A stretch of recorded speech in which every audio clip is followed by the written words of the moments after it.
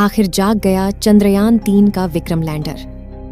प्रज्ञान rover ने चांद पर फिर से काम करना शुरू कर दिया है।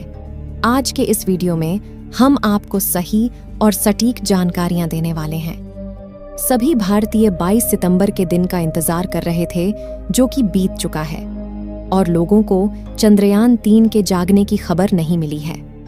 ऐसे में लोगों के मन में काफी ज्यादा सवाल उठने लगा है कि क्या चंद्रयान-3 का विक्रम लैंडर जाग उठा है या फिर चांद पर पड़ रही कड़कती ठंड में नष्ट हो चुके हैं।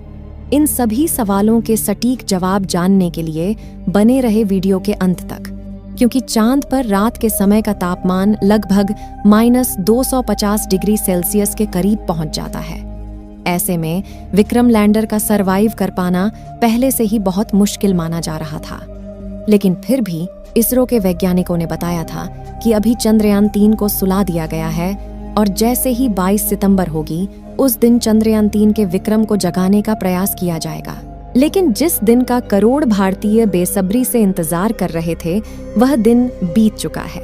वैज्ञानिकों ने 4 सितंबर के दिन प्रज्ञान रोवर और विक्रम लैंडर को स्लीप मोड में डाला था, और वैज्ञानिकों ने बताया कि अब चांद के दक्षिणी ध्रुव पर 14 दिनों तक रात रहेगी।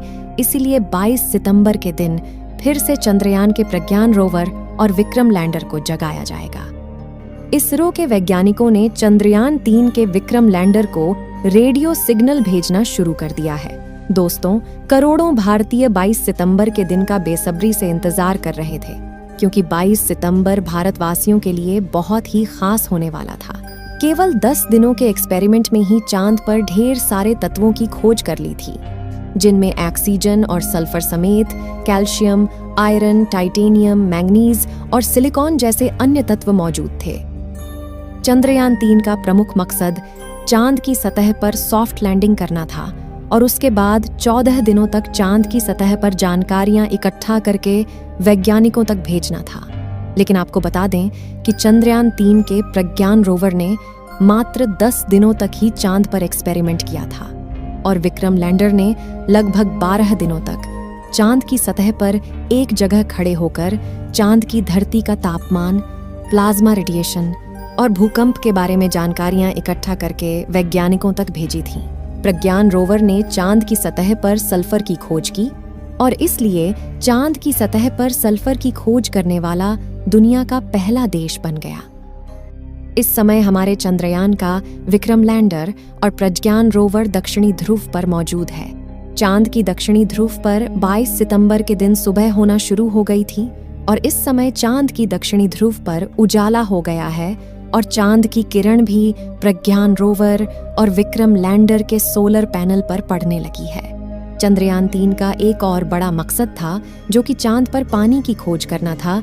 लेकिन जैसा कि आपको मालूम होगा कि चंद्रयान-3 के प्रज्ञान ने चांद की सतह पर पानी को नहीं ढूंढ पाया था, क्योंकि प्रज्ञान रोवर को लगभग 14 दिनों तक काम करना था, लेकिन इसमें केवल 10 दिनों तक ही काम किया, और इस समय यह विक्रम लैंडर से लगभग 105 मीटर की दूरी पर उपस्थित है। लेकिन इसे कम से कम 500 मीटर तक की दूरी पर जाकर रिसर्च करना था।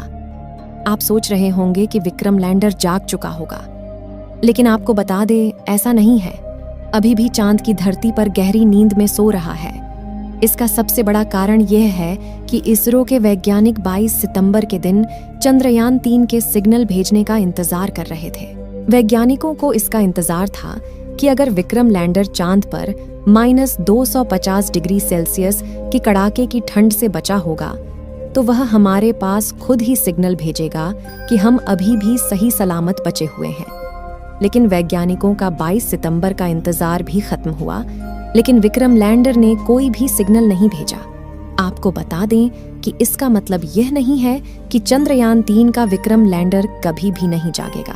जैसा कि हमने बताया कि चांद पर 14 दिनों की रात होती है, जिसके कारण वहां का तापमान काफी ज्यादा घट जाता है, और 14 दिनों में लगभग घटकर -250 डिग्री सेल्सियस तक पहुंच जाता है। अगर इतने तापमान में किसी भी इलेक्ट्रॉनिक इंस्ट्रूमेंट को रख दिया जाए तो उसका दोबारा से काम कर पाना नामुमकिन होता है। चांद पर 20 सितंबर के दिन सुबह हो गई थी। और 22 सितंबर के दिन चांद थोड़ा थोड़ा धरती से दिखना भी शुरू हो गया था। लेकिन वैज्ञानिकों को इसके बारे में पहले से पता था, इसलिए विक्रम लैंडर और प्रज्ञान रोवर की बैटरी और उसके इलेक्ट्रॉनिक इंस्ट्रूमेंट को काफ़ी ज़्यादा इंसुलेटर जैसे पदार्थ का इस्तेमाल करके बनाया था, जिससे कि चांद पर कड़ाके की ठंड में भी इनके इलेक्ट्रॉनिक इंस्ट्रूमेंट सही सलामत बने रहे और जैसे ही चांद पर सुबह हो दोबारा से काम कर सके। वैज्ञानिक 22 सितंबर का इंतजार इसलिए कर रहे थे क्योंकि चांद धरती से दिखने लगे, जिससे कि चांद पर उपस्थित चंद्रयान 3 से आसानी से संपर्क किया जा सके। लेकिन आपको बता दें कि वैज्ञानिकों ने 22 सितंबर के दिन चंद्रयान 3 को सिग्नल नहीं भेजा। इसका सबसे बड़ा कारण यह है कि जब चांद की रात काफी ज्यादा ठंडी हो गई थी तो विक्रम लैंडर के सारे इंस्ट्रूमेंट का तापमान काफी ज्यादा कम हो गया था, जिसका तापमान बढ़ने के लिए वैज्ञानिक इंतजार कर रहे थे। लेकिन इस समय विक्रम लैंडर और प्रज्ञान रोवर का टेम्परेचर सामान्य हो चुका है और वैज्ञानिकों का चंद्रयान 3 के विक्रम लैंडर से संपर्क करने का प्रयास जारी है। हैरानी की बात यह है कि अभी तक विक्रम लैंडर की ओर से कोई भी सिग्नल प्राप्त नहीं हुआ है। वैज्ञानिक विक्रम लैंडर से संपर्क करने के लिए सबसे पहले चांद की ऑर्बिट में घूम रहे चंद्रयान 2 के ऑर्बिटर को सिग्नल भेजते हैं। उसके बाद चंद्रयान 2 का ऑर्बिटर सिग्नल को रिसीव करके चंद्रयान 3 के विक्रम लैंडर के पास भेजता है। 22 सितंबर की रात को ही वैज्ञानिकों ने चंद्रयान 3 के विक्रम लैंडर से संपर्क करने का प्रयास करना शुरू कर दिया था और उन्होंने ट्विटर पर पोस्ट के माध्यम से जानकारी देते हुए बताया कि अब हम विक्रम लैंडर से संपर्क करने का प्रयास कर रहे हैं। आपको बता दें कि विक्रम लैंडर ने अपने एक्सपेरिमेंट द्वारा पता लगाया है कि चांद की ऊपरी सतह का तापमान और चांद की भीतरी सतह के तापमान में काफी ज्यादा अंतर पाया जाता है। जब चंद्रयान 3 का विक्रम लैंडर और प्रज्ञान रोवर चांद पर रिसर्च कर रहे थे तो उस समय चांद का तापमान 20 डिग्री से 35 डिग्री सेल्सियस के बीच था। चंद्रयान 3 के फिर से जागने के लिए आपकी काफी ज्यादा दुआओं की जरूरत है, क्योंकि इस समय वैज्ञानिक संपर्क करने का काफी ज्यादा प्रयास कर रहे हैं, लेकिन अभी भी चंद्रयान 3 से संपर्क नहीं हो पा रहा है। ऐसे में वैज्ञानिकों में डर और चिंता का माहौल छाया हुआ है कि क्या चंद्रयान 3 जागेगा या फिर नहीं। वैज्ञानिकों ने बताया कि अगर चंद्रयान 3 नहीं जागता है तो उसका विक्रम लैंडर और प्रज्ञान रोवर राजदूत बनकर हमेशा के लिए खड़े रहेंगे और भारत का झंडा लहराते रहेंगे। फिलहाल अभी भी वैज्ञानिकों के द्वारा प्रयास किया जा रहा है। हो सकता है कि विक्रम लैंडर का तापमान जैसे जैसे और बढ़े उसके सारे इंस्ट्रूमेंट काम करने लगे।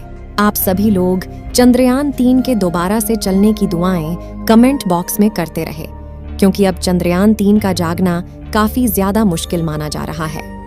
इस वीडियो को एक लाइक जरूर करें और अपने मित्रों तक इस वीडियो को शेयर करें ताकि उन्हें भी जानकारी मिल सके, और अपने भरोसेमंद चैनल को सब्सक्राइब जरूर करें और बेल आइकन को ऑल पर सिलेक्ट करना बिल्कुल ना भूलें।